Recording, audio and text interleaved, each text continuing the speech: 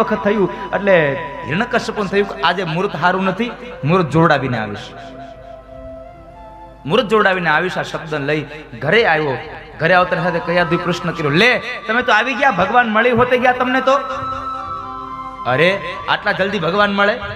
અરે તો તમે કહેતા હતા મને ભગવાન મળશે પછી હું આવીશ, તો તમે કેમ આવી ગયા? તો કહે છે બન્યું એવું કે હું જ્યાં ભગવાનની આરાધના કરવા ગયો ને ત્યાં એક પોપટ આવીને મારા દુશ્મનનું નામ લીધું. પોપટ બોલ્યો નારાયણ. પોપટ નારાયણ બોલ્યો શબ્દ કયાધું પકડી લીધો, કયાધું પકડી રાખ્યો. અરે પતિદેવ, પોપટ કોઈ દી બોલતો હશે. અરે પણ કયાધું મેં મારા કાનથી સાંભળ્યું. પોપટ બોલ્યો નારાયણ. મને ભરોસો નથી આવા પોપટ બોલે. અરે પણ મેં મારા કાનથી સાંભળ્યું તોય શું બોલ્યો? અરે તને હમણાં કહી રહ્યો.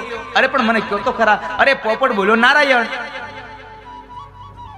એક વાર, બે વાર, ત્રણ વાર વાત વાતમાં એને પૂછતી જાય, નારાયણ નારાયણ બોલાવતી જાય. એમાં જમવા બેસાડ્યો તો જમતા પેલા કહે છે પતિદેવ સાચું બોલો ને, તમે કઈ ખોટું નથી બોલતા ને? અરે પણ કયાધું હું તને શું કામ ખોટું બોલું? મેં મારા કાનથી સાંભળ્યું.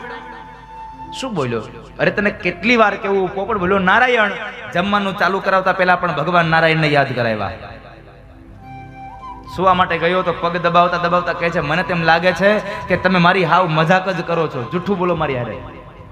અરે પણ મારે તારી હારે જૂઠું બોલીને શું કામે ને? પણ મેં કોઈ નથી સાંભળ્યું પોપટ બોલતા. અરે પણ કયાધું મેં મારા કાનથી સાંભળ્યું. મેં એને પથ્થર મારીને ઉડાડ્યો, વળી પાછો આવ્યો, વળી પાછો બોલ્યો, વળી પાછો ઉડાડ્યો, તોય તું નહીં માને? શું બોલ્યો? અરે પોપટ કેટલી વાર તને કેવું, હું ભૂલી ગઈ.